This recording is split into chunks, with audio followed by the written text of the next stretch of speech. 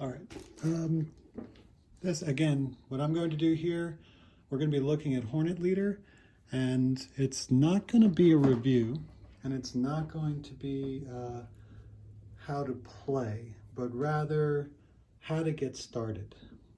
Again, these Dan Burson games, these solo games, are wonderful games. I love them to death. I think they're great. I think more people should play them, especially, we got locked down again, or you're in a state that's pretty strict. These are great games to just pass the time at home. Still play a board game. You don't have to be on the computer. There's a chip shortage and so forth. So these are great alternatives to play. So I think Hornet Leader is the most simple to learn and play and get into and start to get your feet wet. So if you've never played a solo game or a Dan Burson game, I recommend you pick up Hornet Leader first. It is, I think, the easiest to get into. Although it looks very intimidating, because when you get the game, you got all these pieces, all these markers, you don't know what they mean or whatever. Don't sweat it. It's going to be very clear to you of how to set this up, so that's really easy. First thing you do is you punch out all these red guys, except these three. There's three of them that are SA-15s, okay? You don't want to punch those out, leave them in, but if they're already punched out, just set them, there's not many, and you just find the three that are there and just get rid of them. And then you take the rest and you put it into your enemy's bag. This is one of the reasons why I think this is the most simple to get into, because no matter what scenario you play, what time, the enemy's bag is going to be pretty much the same as every single scenario. Whereas if you have Zero Leader, Corsair Leader, you're going year by year, and you're going to have different planes, different armaments coming up against you.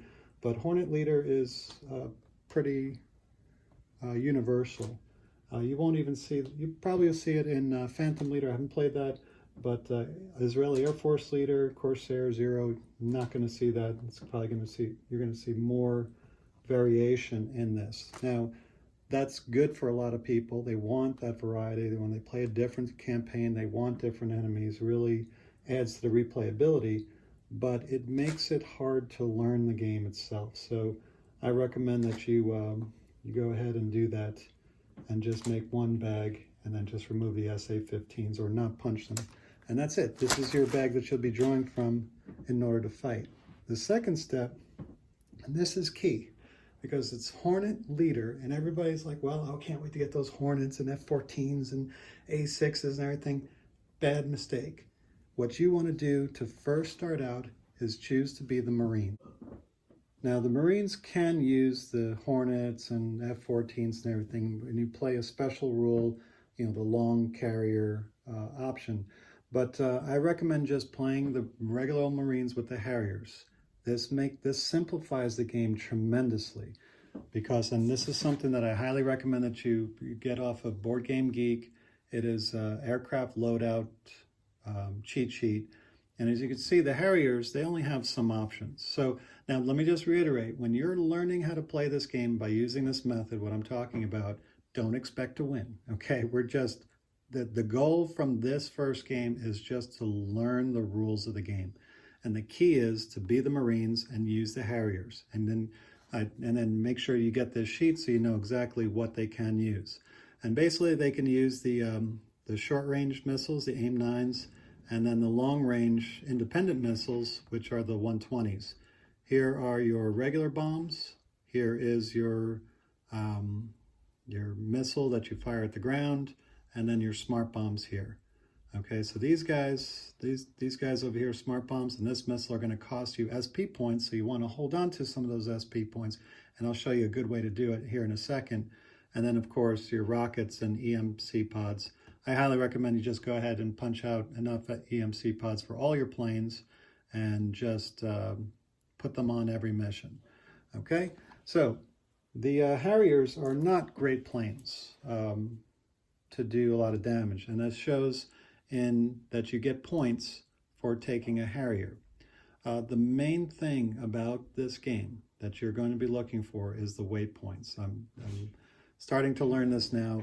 the more weight that you can carry, the better the plane. They don't really take into account how quick the plane is or what other electronics. The weight and what they can carry is really what matters, because this is about ordnance management, basically.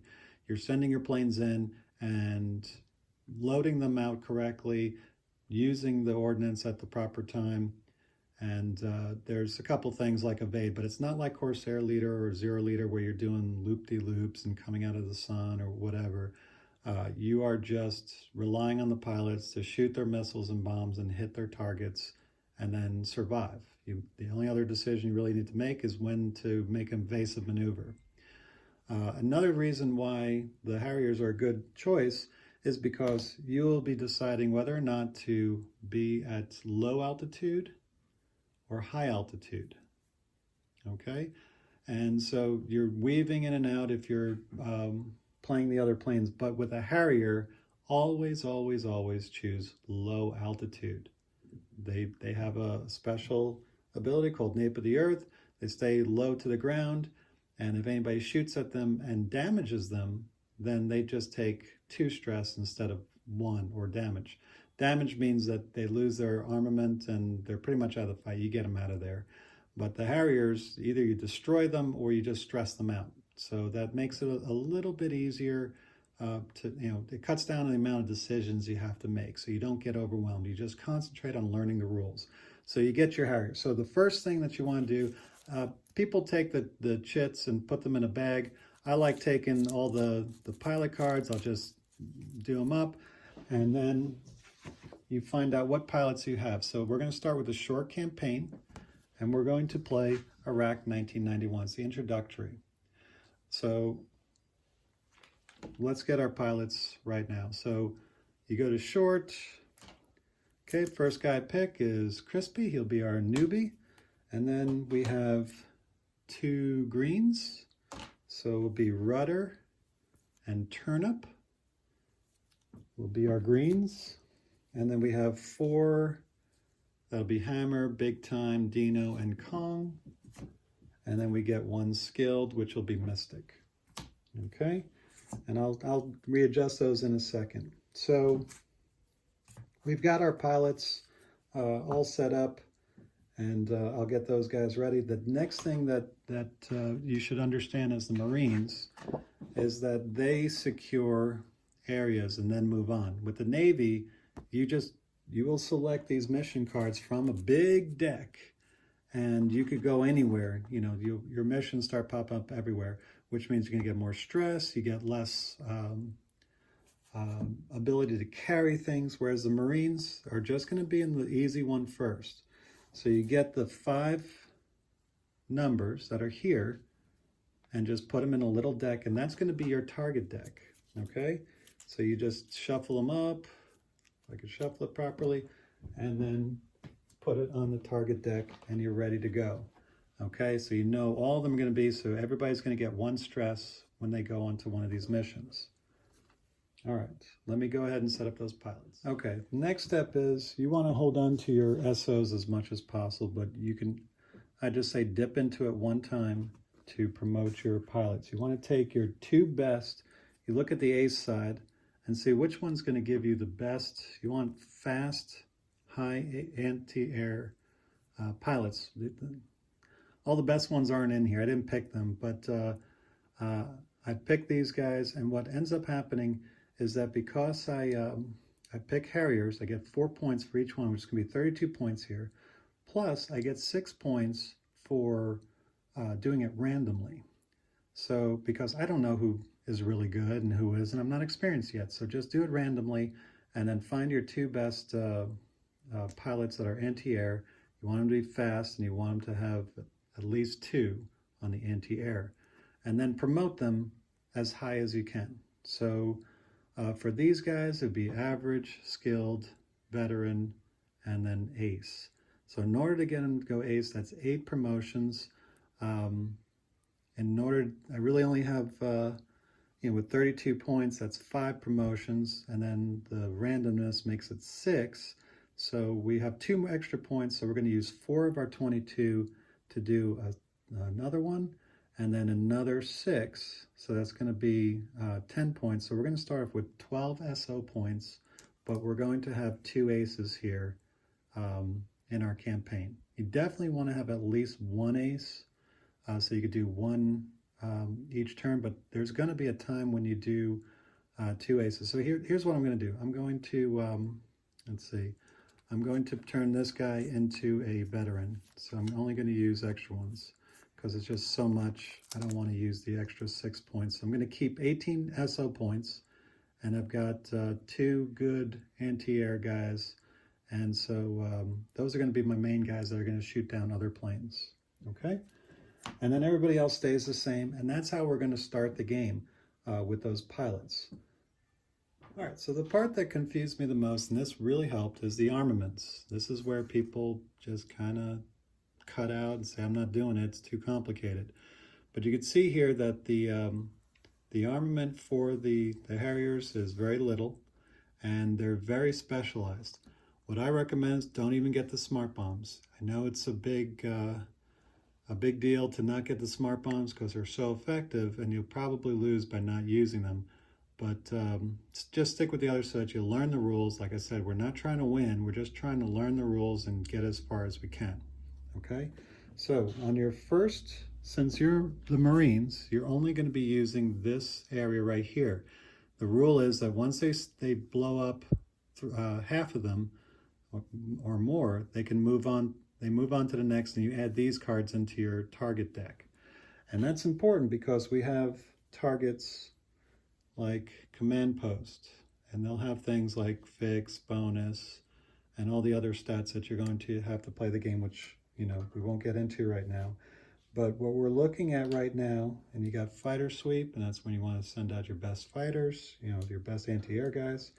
But then you'll get things like dispersed soft. Okay? When you see this, when you see dispersed, you have to get weapons that have a D on it. Okay, so this bomb right here has a D, and this missile has a D. So when you're going up against, well, let's, for instance, enemy troops here, it says dispersed soft. So you're going to take the only bomb that you can that has D and S on it, because you'll get a 5 bonus points to your roll. So if you roll a 5, it's really a 10. And, you know, even though it's hard to hit 8 to 11, with this 5 bonus against the soft, it's really going to be 3, 6. You know, 3 to get 1 hit, 6 to get 2, which is really good. So when you see this, you're going to load up with this guy right here, okay, on your bombers. And then when you get the Scud launchers, it says vehicle, dispersed vehicle. Well, that's when you go after this, you put this on your bombers. Okay, so you're really going to just use this on your fighters, the ones that are going to be anti-air, and then the guys that are going to bomb, that have the better anti-ground, you're going to put this one on. Keeps things really simple. And then if you don't, you know, you don't have dispersed, then you can go for these regular bombs and just load up your planes with these better bombs that won't give you any bonuses, but it doesn't matter. But they have better stats at the top. Okay, so now with the anti-air, you're going to load up mostly with the AIM-9s, and then you have to pay SO points to put these, so you have to take them sparingly. But what these guys do, and the reason why you want your fighters, your guys that are good at fighting, to be fast, like Turnip here, see how he's got the fast, is that on the first turn, he's going to be able to launch all of his AIM-120 missiles, and they can target different planes, and he can do it from, you know, as long as he's at least 2 spaces away on this map, he'll be able to, which is everybody in the beginning of the game. So he can launch all these missiles, take out as many planes as he can before anything even gets going, and that way you clear the skies, and then you swoop in and you bomb, and it's fairly simple. Okay, so the reason why you do that, the Harriers, they all carry the same armament, and I explained which ones you are going to use. The dispersed soft, dispersed vehicle, that's what you're going to be loading your planes with. And that's what makes it easy. And then of course you got your ECM pods, and what they do is that you roll a 6 or better when you're being attacked, and it cancels the attack. So 50% chance with these guys to just flat out cancel the attack.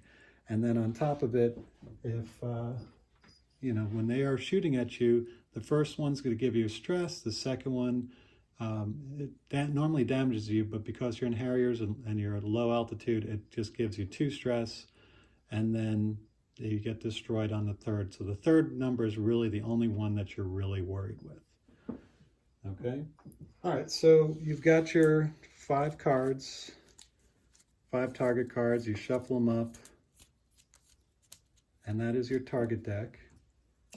You've got your pilots. You know, make sure you separate out your anti-air guys, and then order them by who has the best anti-ground. So my skilled guy has 3, Dino has 2 anti-ground. So those are your main bombers in this scenario. And then I got a couple guys with, you know, 2 guys with +1 and 2 guys with +0. These guys, since, you know, I've got a lot of hybrid guys, they're good at anti-air and anti-ground. So they're kind of my backup fighters if I have to do a fighter sweep or something like that. All right, so that's how you get started. That's how you set it up. Then you go for the rules. There are, you know, plenty of tutorials out there of the rules, but this is the way. This is kind of a hack to get started, setting it up and understanding the game so that you can start learning the rules. If you're like me, you learn by doing. And so instead of going through all these options and trying to keep track of so many things, and then, you know, I mean, if you've got an F-14 Hornet, look at all the armament that you can get. It's a little overwhelming, at least for me. So narrowing it down by taking the Harriers, narrowing down your options of, you know, high or low. You know the Harriers are going to stay low in low altitude. So it makes things simple, and it allows you to go ahead and start learning the rules. I hope that helps. I'm going to do a demonstration sometime, and so you can see how I'm doing. But yeah, just go ahead and get the Hornet Leader and just play your first game like this. And I think you'll learn the rules very, very quickly, much more quickly than if you jumped in and started using F-14s, F-18s, and you know, AWACS. There's so many things to keep track of. It is overwhelming for the beginner. And then once you get this game and then you learn the rules, then you can jump into Phantom Leader, you can jump into Israeli Air Force Leader, probably without missing a beat, play Corsair Leader, Zero Leader, and just learn a couple of different rules and a little bit more organization techniques. But you'll be well on your way, and I think Hornet Leader is a great gateway game for these solo Dan Verson style games. Thanks for watching, and I'll see you next time.